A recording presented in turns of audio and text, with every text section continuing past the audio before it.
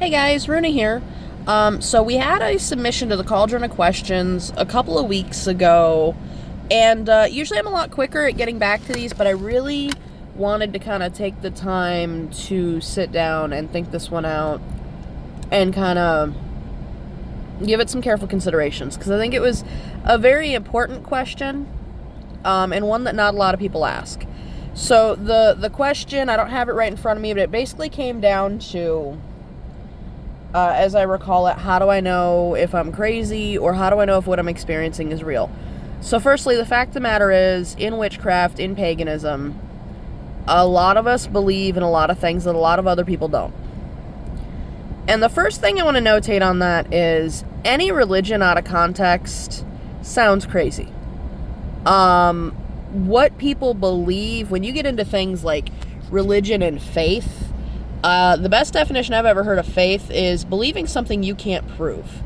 So I just kind of want to take a moment to point out that if you analyze any religion, and I thought about using some examples, but I don't want to get flack for it here, but just use your imagination. If you break it down like something you've never heard before, or you try to explain it to an outsider, pretty much any religion sounds crazy, at least at some point. I think that's just kind of the way it is, but also, too, I think there's a couple edges to that. So, one, modern paganism, neo-paganism, if you will, has gotten really out there, and I think we've really forgotten where our roots come from, and we forget certain things. So, for instance, when I was in high school, one of my classmates found out I was pagan, Wiccan, I don't remember what the wording they used was, but they're like, oh my god, so you're like one of those people that believes in fairies, right? So, somehow, through human history, and in the United States specifically, when you say fairy, most people think of Tinkerbell. Little women with wings, butterfly-looking things. And I'm oversimplifying, so don't get me wrong, there's a lot of other mythos, there's a lot of other history all across Europe, but just as a tidbit, the little people, the people in the hills, pixies, at one point referred probably to Picts. There were legitimate small-bodied people who lived in the British Isles for quite some time before the tall, fair-skinned, quote, big people showed up.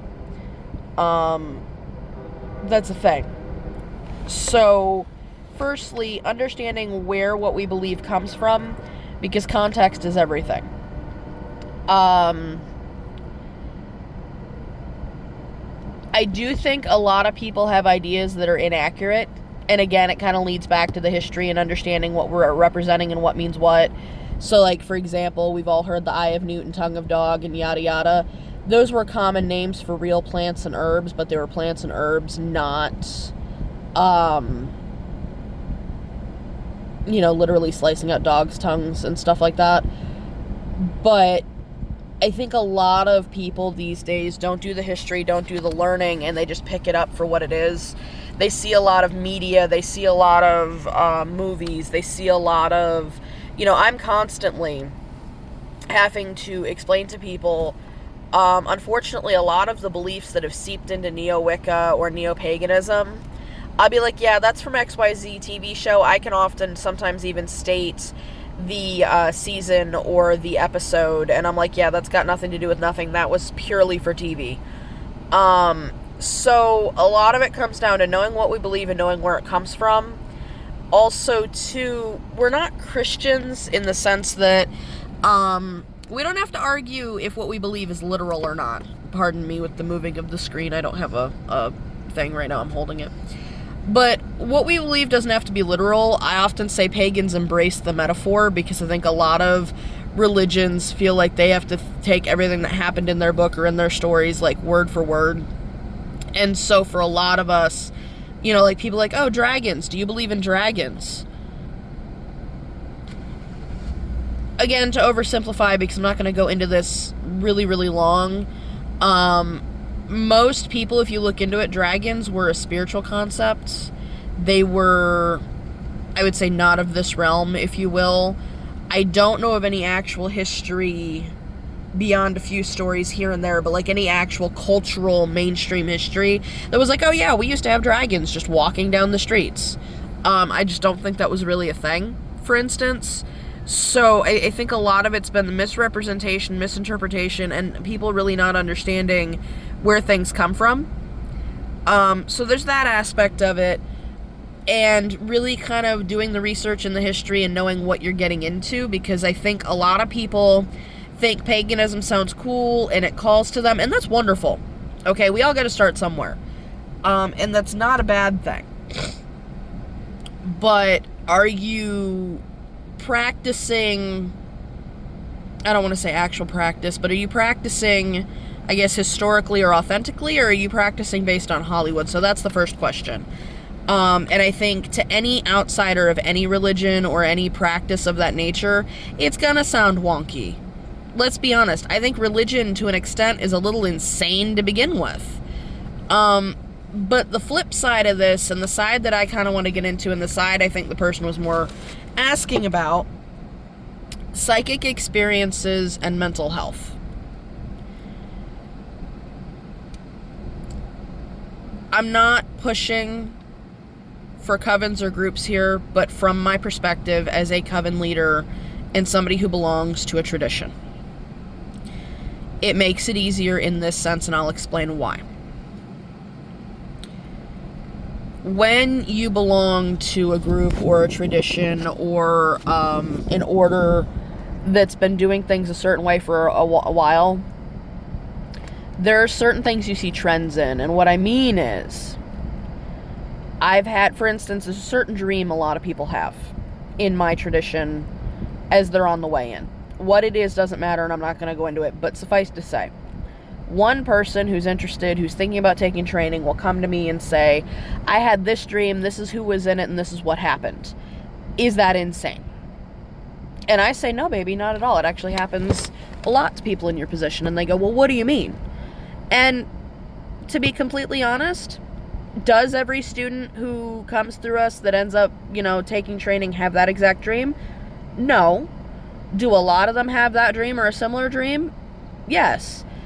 And that is to say, when you work with a particular system, or you've been working with the same system, or you have someone who's been doing the same religion or the same thing over and over and over and over again, you notice trends. Out of 100 people, if 20 people have had this dream, that's a lot, as an example. So science proved that two people cannot have the same hallucination at the same time. Now, obviously, these are people at different times, and again, this is not something we tell people. I want to be very clear. So, the tradition I belong to is oath-bound, and this information isn't necessarily oath-bound, but we don't go around telling people, oh, by the way, I'm waiting for you to have this dream or I won't take you, because that's not how it works. We've just noticed that people in certain positions at certain times, at certain experience levels, tend to have that. Now, that being said, there are things you hear a lot that you're like, oh yeah, that's a thing. People going, oh, I think I saw this color, this hazy color around somebody. What is that about? Well, people have reported seeing auras, as far as I can tell, since time immemorial. Can everybody do it? No. And I myself have my own personal opinions when I interview people or talk to people. There's certain things I'm willing to believe that I'm like, okay, that's common. There's a lot that I'm like, I don't have an opinion. I'm not going to judge that. Just because it wasn't my experience doesn't mean it's false. And then there's stuff people tell you that you're like, get out of here. Get out of here. People will try to make you believe lots of really crazy things. Or maybe they believe it. But my point is when you're part of a community, and again, I'm not pushing for my tradition or anyone's tradition, but my point is, when you have a community of people who believe in a similar way, ask yourself, I had XYZ experience that I feel was supernatural or what have you. In the vein of people who have the experiences and do what you do.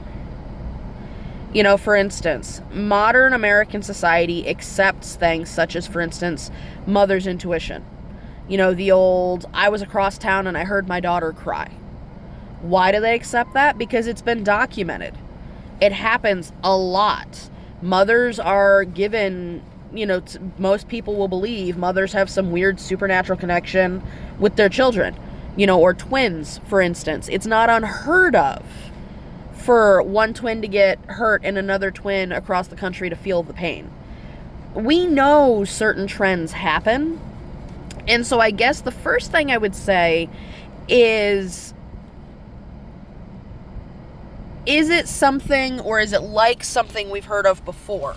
Now, that's not to say that you can't have a new experience or whatever, but if we're genuinely worried, my first question, the first thing I would ask is, if it was me, if I had an experience I'd never seen or heard before, I have elders I talk to. I have other practitioners. There are people I go to, and I'm like, or if one of my students has something happen, and I'm like, hey, I've never heard about that, because, I'm not God.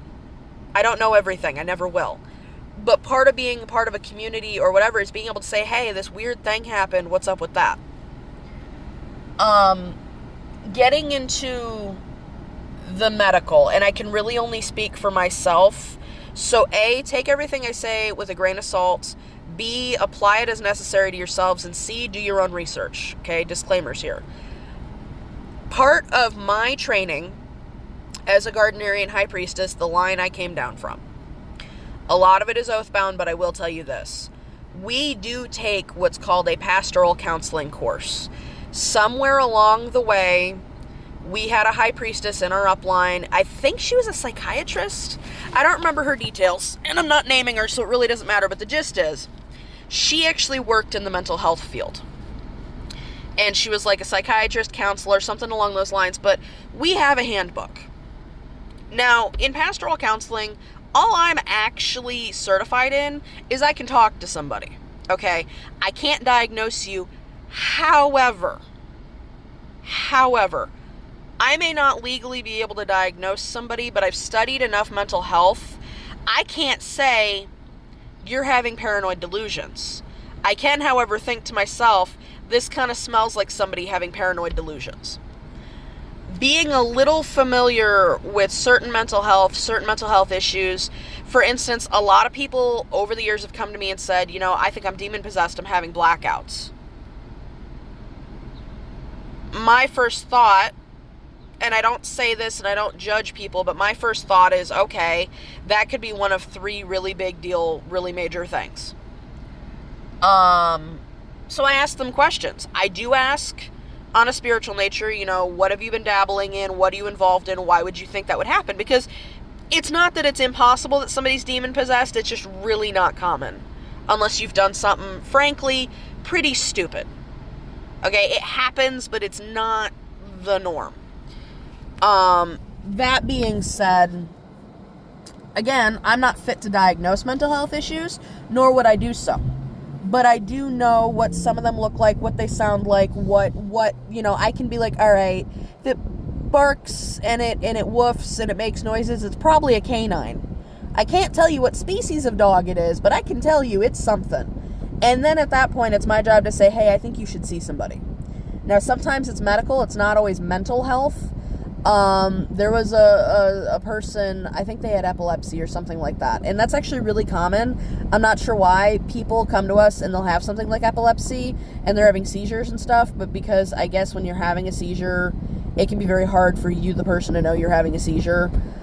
Things like that. So the question comes down to, and again, unfortunately, from my perspective, this also involves having a teacher who's educated, having a teacher or a community of people who know things.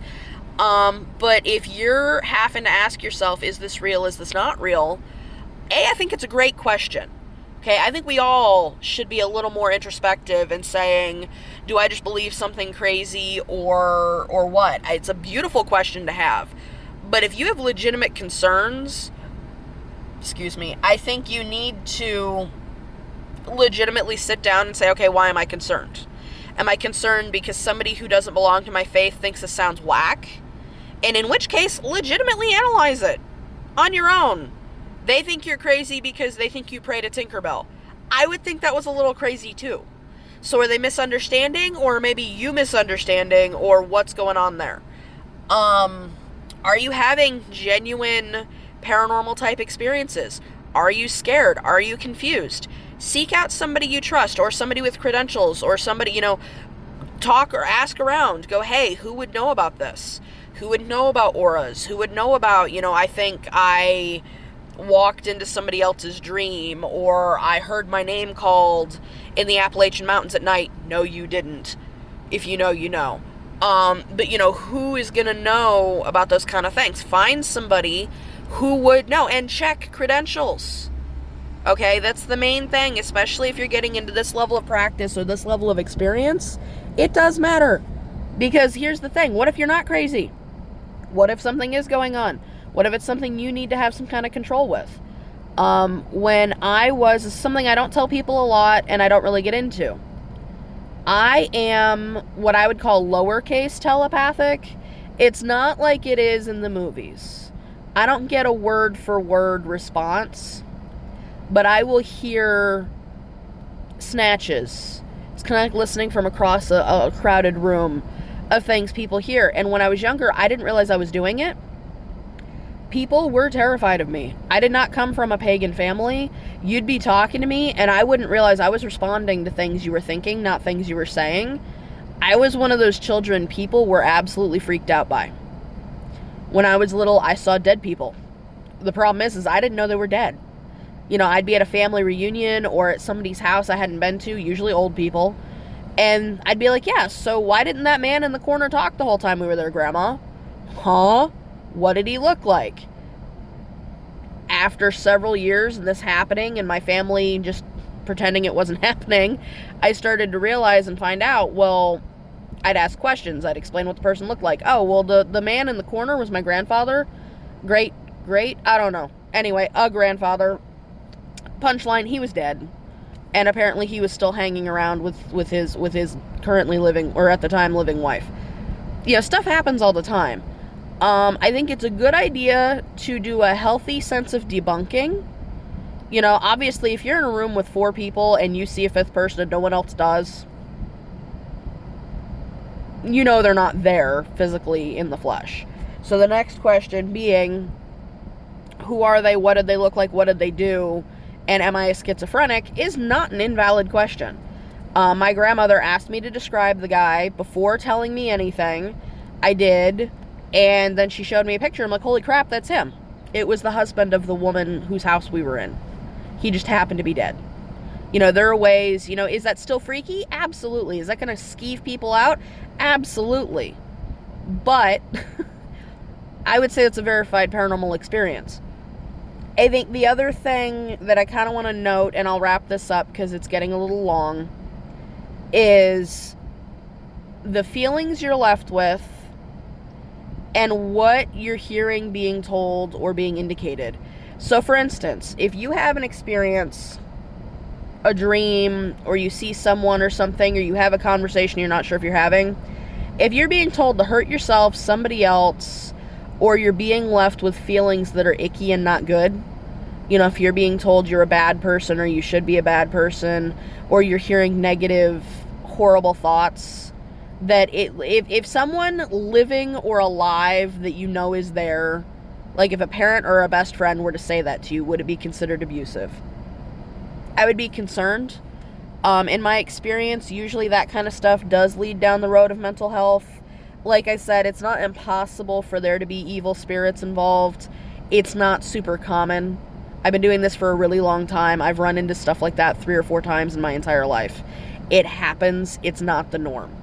So, I think overall, if you have an experience that is uplifting you and making you feel good, as long as you're not doing things you wouldn't normally do, or you're not entering a realm of delusion, or you're not like trying to fly off of the roof, I think generally if you feel good and you're going in a positive direction as a human being, if you're feeling uplifted, if you're feeling positive, if you're feeling confident, and those feelings are reflected around you, meaning that people are going, hey girl, you look like you feel great, or hey man, good job. Like if you're getting general positive overall feedback from yourself and from others, I wouldn't worry too much about it.